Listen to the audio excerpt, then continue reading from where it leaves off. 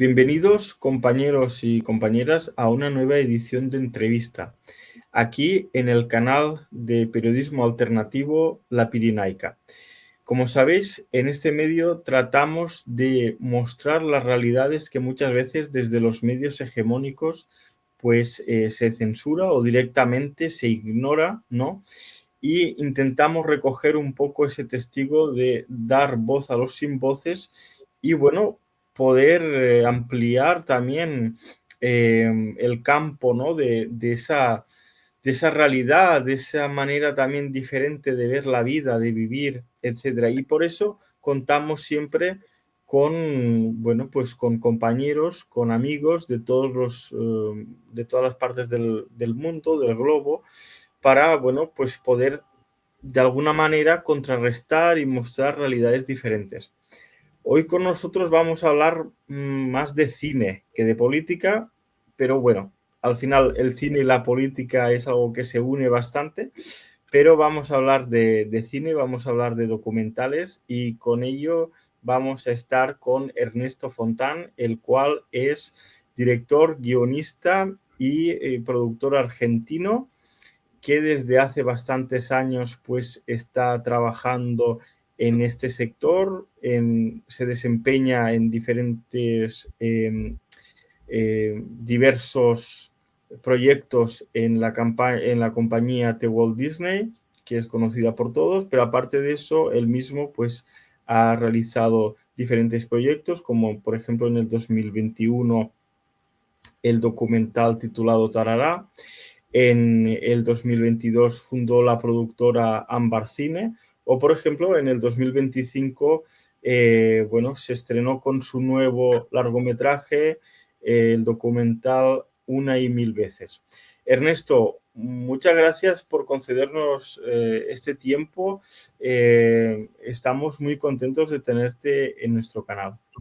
Bueno, muchas gracias a vos, Albert. Un placer volver a verte y acá estamos. Gracias por la invitación y para charlar un poquito de todo un poco de lo que hacemos, que me interesa mucho el hecho de que lleguen nuestras películas allá a Bielorrusia. Así que muchas gracias. Pues sí, yo creo que es muy interesante porque al final es necesario romper un poco también, al final el cine es una herramienta cultural y no solamente cultural, sino también se ha convertido muchas veces en un arma ideológica. Y eso lo vemos muchas veces en el cine hollywoodiense, ¿no? Cómo se utiliza el cine como arma para poder, de alguna manera, bueno, continuar con la hegemonía de Occidente, ¿no? Continuar con la hegemonía imperialista. Yo te quería preguntar por el documental que se titula Tarará, que realizaste en 2021, que es un documental que narra la historia de los más de 26.000 niños y niñas afectados por el accidente nuclear de Chernóbil, que eran principalmente de Ucrania, de Belarus, de Rusia, que fueron para Cuba, ¿no? Y se curaron allá. Explícanos un poco más en contexto cómo fue esa idea de ese documental de Tarará y bueno, pues más en detalle para aquellos que no han visto el documental y que les entre ganas de verlo. Dale. Sí, sí, la película Tarará, la historia de Chernobyl en Cuba, fue una historia que medio que nos encuentra un poco de casualidad a nosotros. Hablo de nosotros porque yo pertenezco a un espacio de amistad con Cuba que se llama EFAC, Espacio de la Fraternidad Argentino-Cubana, en donde solemos hacer muchas actividades culturales y allá por el 2018 una actividad grande que hicimos fue un concierto masivo con el trovador cubano Silvio Rodríguez en Argentina, aprovechando que él andaba de gira presentando un disco por el Cono Sur. Lo invitamos a hacer un concierto en solidaridad con Cuba.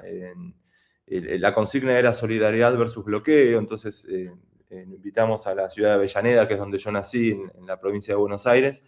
Fue un concierto donde vinieron más de 100.000 personas, fue maravilloso porque también recolectamos alimentos no perecederos para los barrios populares de la zona de la provincia de Buenos Aires, que estaban pasando una situación muy complicada en la época del gobierno de Mauricio Macri, un gobierno de derecha.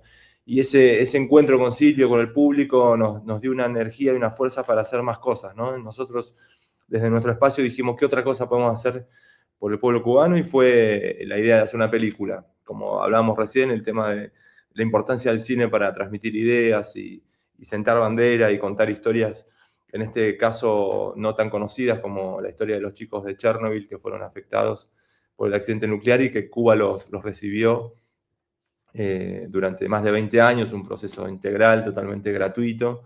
Desde el año 90 hasta el 2011 funcionó, gracias a la idea de Fidel Castro y de todo un pueblo que apoyó y ayudó a que esos niños se curen y se sanen.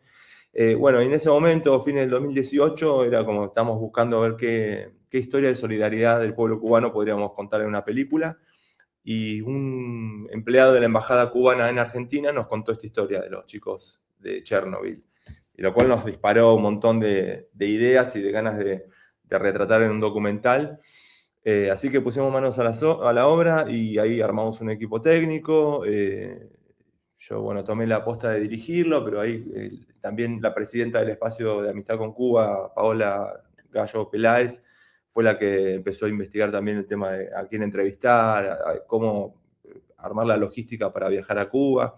Y ahí fue que queríamos aprovechar también el 60 aniversario de la Revolución Cubana, que fue el 1 de enero del 2019.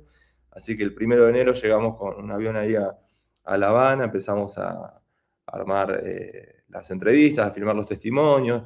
Tuvimos la suerte de entrevistar a gente muy, muy querida, como Ignacio Ramonet, el querido Roberto Fernández Retamar, que después falleció, el poeta cubano, Juan Silvio Rodríguez, 2 de los 5 héroes cubanos y muchas personalidades de la cultura y de la política cubana, que nos contó esta historia maravillosa que para nosotros fue una cuestión, una epopeya que hizo Cuba, ¿no? Es una cuestión quijotesca de Fidel que se le ocurre en pleno periodo especial. Recordemos que el periodo especial fue cuando se resquebraja la Unión Soviética, se cae el muro de Berlín y empiezan como a Cuba a quedarse más sola que nunca, ¿no? Porque fue en ese momento donde Cuba dependía, hasta la caída del muro, del 80% de su economía dependía mucho de la Unión Soviética, y de un día para el otro se queda sin esa ayuda.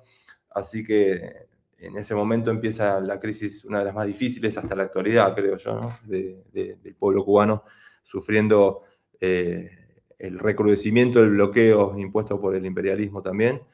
Y así todo, Fidel Castro dice, bueno, del otro lado del Atlántico hay chicos que están sufriendo, que no están teniendo atención médica por este tipo de situaciones que están pasando, que estaban pasando en los años 90 con la caída del bloque socialista soviético.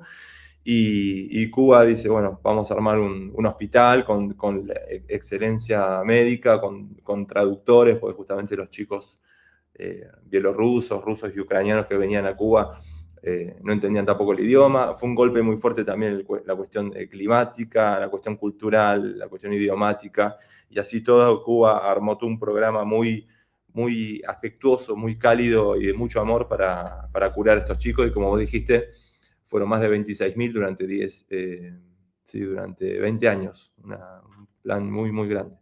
Así que bueno, así nace la idea de hacer ese documental y nos fue muy bien, la verdad, porque la película fue muy bien recibida por un montón de festivales donde ganamos mejor dirección, mejor documental, giró por todos lados, lo pasamos por un montón de países. Y ahí en aquel momento ya decidimos, bueno, en algún momento subirlo a YouTube y ya está a disposición de la gente que lo quiera ver. Ahí lo busca como Tarará la película y se va a encontrar con una historia fascinante del pueblo cubano para los chicos afectados por el accidente de Chernobyl. Pues la verdad es que una historia enternecedora y que muestra una realidad que, como decíamos, ¿no? Pues no es tan contada, ¿no? Como si, por ejemplo, esta gesta la hubiera hecho, no sé, un país europeo o Estados Unidos o otro, ¿no? Cuando lo hace Cuba parece que hay que menospreciar, que no hay que contar, que hay que, de alguna manera, silenciarlo, ¿no? O sea que es muy interesante ese documental. Yo te quería preguntar por qué unos años más tarde, ¿no? Nace la productora Ámbar Cine. Bueno, explícanos un poco por qué creaste esa productora y por qué nació la necesidad de crear. Sí, bueno, esa productora la creamos con Tatiana NMC, que fue la productora ejecutiva de Tarará, Y cuando terminamos la película, obviamente nos dieron ganas de seguir contando historias no muy conocidas, como esta de Tarará, y como las siguientes películas que empezamos a encarar. Y con esa necesidad, ¿no? Porque creemos que desde el cine se pueden abrir muchas cabezas, contar historias que la gente no conoce, que para nosotros son súper valiosas, como las que hacemos nosotros. Y fundamos esta productora que nuestro lema, nuestro eslogan es hacemos cine real sin perder la ternura jamás, medio emulando la frase famosa del Che Guevara que decía que hay que endurecerse sin perder la ternura. Porque creemos que también contando historias que tienen un peso, una carga dramática tan fuerte como un accidente nuclear donde murieron tantas infancias, la siguiente película que cuenta una historia también el internacionalismo de un grupo de uruguayos en la Revolución Sandinista, donde también hubo muerte, mucho dolor, rescatarla después de 40 años, y después la siguiente película que estamos haciendo sobre los bombardeos de Guernica del año 37 por los nazis y el franquismo, y el bombardeo en Argentina en Plaza de Mayo para matar a Juan Domingo Perón. Hay mucho dolor, mucha angustia, y sin embargo nosotros tratamos de darle un enfoque un poco más humano, ¿no? Como decía el poeta y héroe José Martí, de que patria es humanidad.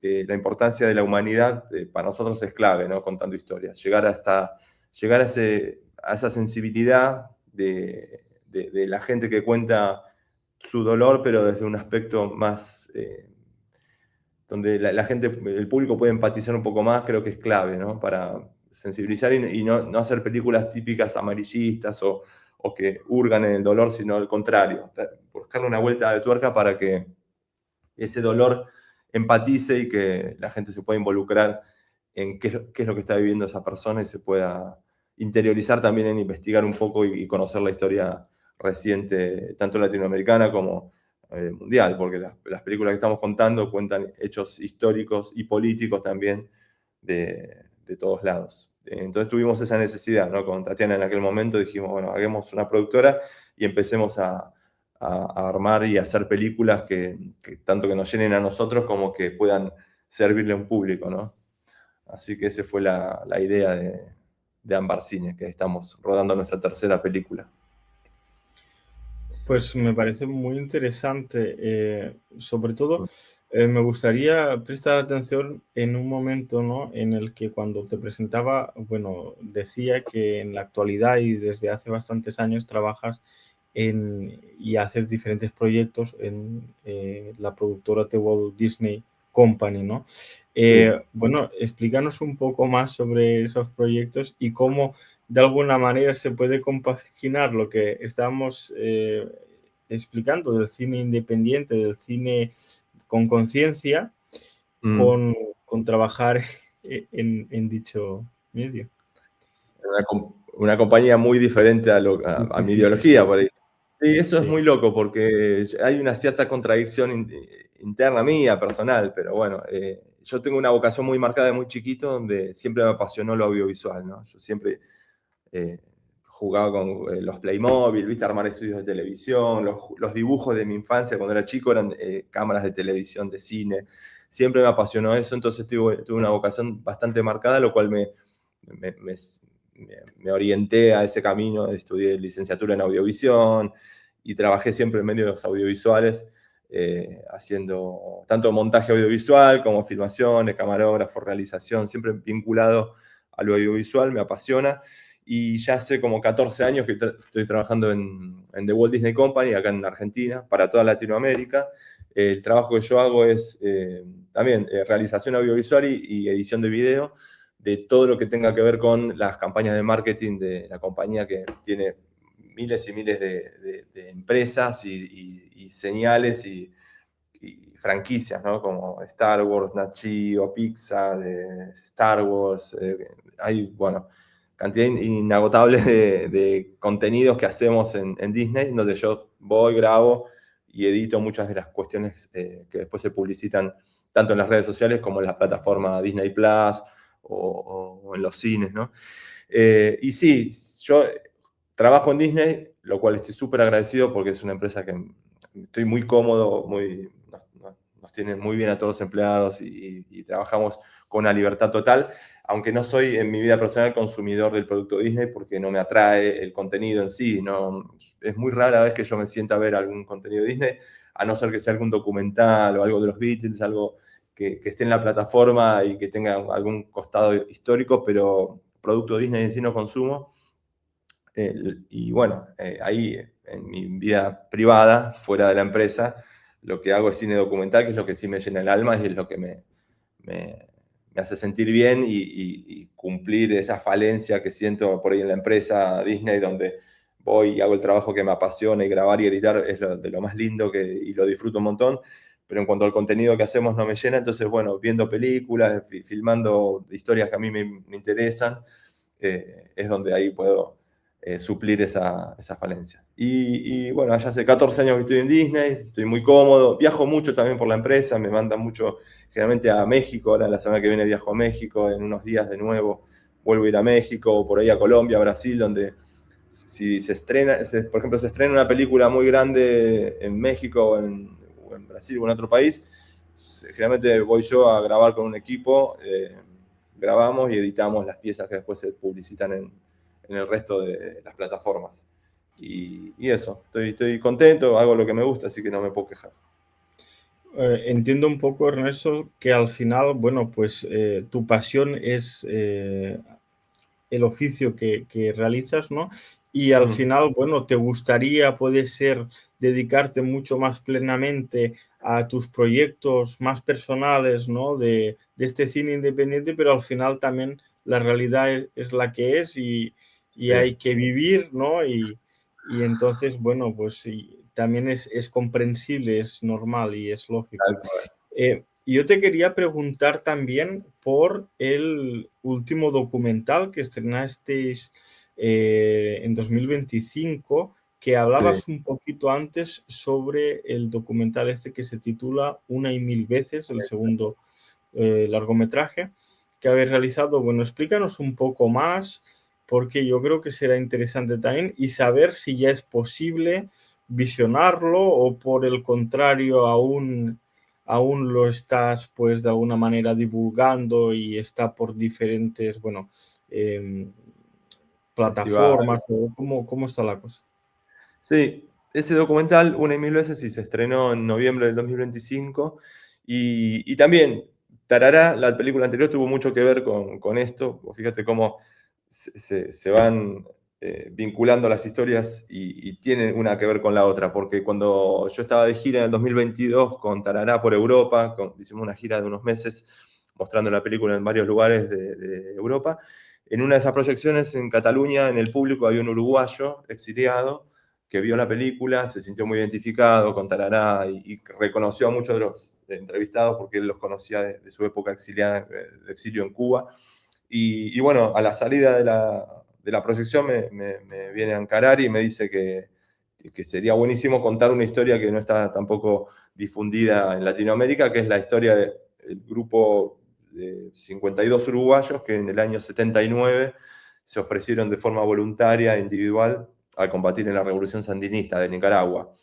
Eh, bueno, a mí cuando conocí esa historia me encantó porque había un montón de puntos en común con bueno, mi historia, que yo nací en una familia politizada, donde se habló siempre mucho de las revoluciones latinoamericanas.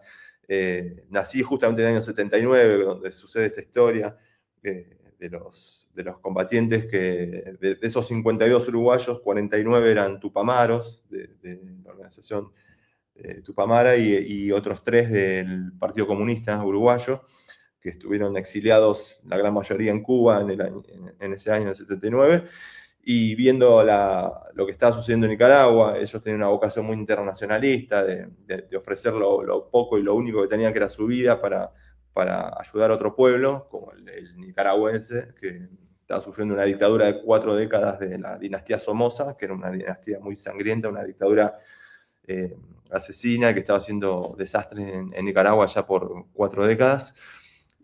Bueno, ahí fue que los uruguayos combatieron. Uno de ellos, de los 52, falleció justamente 3 días antes del triunfo de la revolución. Bueno, cuando me entero de esa historia, digo, bueno, acá hay que hacer una película, así que armamos de nuevo un equipo técnico y viajamos al Uruguay allá por el 2023 a empezar a filmar las primeras entrevistas a aquellos viejos combatientes uruguayos que la gran mayoría estaban viviendo ahí en Uruguay. Y también con esto que te contaba antes de la importancia de la cuestión humana, ¿no? Me interesó mucho contar el trasfondo familiar de las decisiones de esos combatientes, ¿no? Cómo afectó a sus hijos, a sus hermanos, a su familia. Yo también entrevistamos a muchos familiares de ellos y cómo vivieron aquellos años donde por ahí su padre se iba a una guerra y sin saber si volvía vivo o no. Bueno, hubo uno de ellos que no volvió, lamentablemente, porque lo mataron en pleno combate. Y bueno, hicimos muchas entrevistas, después viajamos también a Nicaragua a registrar el terreno de combate donde ellos participaron, y también registramos muchos esos encuentros después de 4 décadas de muchos de estos uruguayos que se juntan para contar su propia historia, ¿no? Que es esta historia internacionalista que pasó 4 décadas atrás. Y lo lindo de esto también, yo le traté de buscar una vuelta de tuerca para que ese proceso esté registrado en la película, no quedarnos solamente con la historia de los 52 uruguayos combatiendo en Nicaragua hace 40 años y mostrado a través de material de archivo, sino ir a la realidad y mostrar a ellos en el proceso real de cómo filman una película, ¿no? Entonces, en la película van a ver como los backstage de esas entrevistas donde los mismos uruguayos entrevistan a sus compañeros, donde hacen sus reuniones de producción, donde se conectan por videoconferencia con otros compañeros que están en otros países y planifican los rodajes. Entonces, a mí me gustó mucho una crítica que nos hizo un cineasta en Asturias cuando estuvimos mostrando la película hace unos meses por Europa, que nos dijo que también es una especie de homenaje al documentalismo, porque estamos mostrando en un documental cómo se hace cine documental, y a su vez estamos contando una historia que no tuvo difusión y nadie sabe, ni siquiera en el Uruguay sabían de que había sucedido allá en Nicaragua en ese año, en 79, una historia de tanta solidaridad y tanta hermandad de un pueblo ayudando a otro pueblo, ¿no? Un grupo de uruguayos ayudando a un pueblo nicaragüense. Y también lo lindo de la película es que esta cuestión de que como aquella gesta fue una gesta colectiva, ¿no? La de la revolución sandinista, donde se juntaron gente de todos lados, de varios países, con esa vocación internacionalista de combatir por otro pueblo que no es el tuyo, agarrando las armas, que era la única herramienta que había en ese momento para dar vuelta a una situación dramática como era una dictadura. Y también como después de 40 años ellos se vuelven a juntar, es una cuestión colectiva, pero en este caso agarrando las armas, que son las cámaras, los micrófonos, los trípodes, y yendo a grabar esta historia, que también en el afiche justamente yo quería retratar eso, que son estos uruguayos, gente grande de 70 años con cámaras, trípodes, y es una cuestión de reivindicar la cuestión colectiva, ¿no? Que creo que si no estamos unidos y trabajando codo a codo, es muy difícil cambiar el estado de situación de las cosas y modificar alguna realidad. Y también la película tiene esta cosa internacionalista porque nosotros somos argentinos, el equipo técnico. Yo lo dirigí con mis compañeros de Argentina y viajamos a Uruguay y trabajamos en conjunto con este grupo de uruguayos, entonces hay una cierta comunión ahí del Río de la Plata que nos separa en la teoría, pero que es un río que se cruza fácil y somos hermanos, tanto los uruguayos como los argentinos, y trabajamos juntos para hacer una película. Así que ahí está. Creo que el resumen de esta película es que es una película colectiva. Pues la verdad es que muy interesante para todo aquel que tenga ganas de verla. Está ya disponible, aún no. Ahí te cuento. Sí, la película justo está en etapa de festivales, ¿viste? Generalmente el primer año del estreno, la película se mueve mucho por festivales de cine que te piden justamente la exclusividad, que todavía no se difunda mucho. Hoy vamos a estar en un festival en Ecuador, los próximos van a ser en Londres en octubre, después en Italia creo que en noviembre.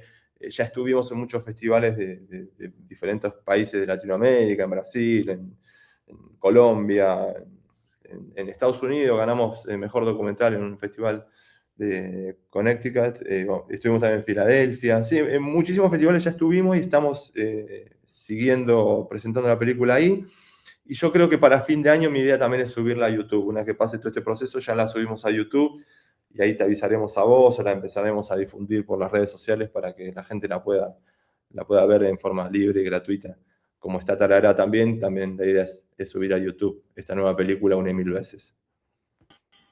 Pues la verdad es que ha sido muy interesante poder escuchar de tu mano, ¿no? Pues todos estos proyectos que tenéis y bueno, pues esperamos también no solamente de este documental de una y mil veces, sino el siguiente que tenéis preparado, ¿no? Sobre Guernica, después comentabas sobre Argentina.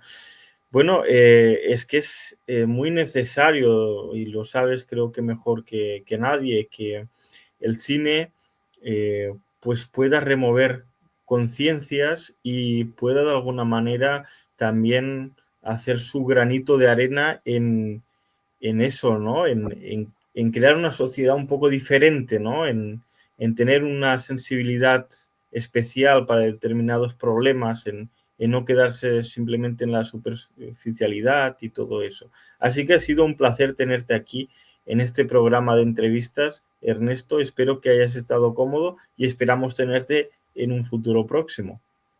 Por supuesto, contá conmigo y gracias por el espacio siempre, Albert, y mucho éxito en tus proyectos. Un saludo muy fuerte. Gracias.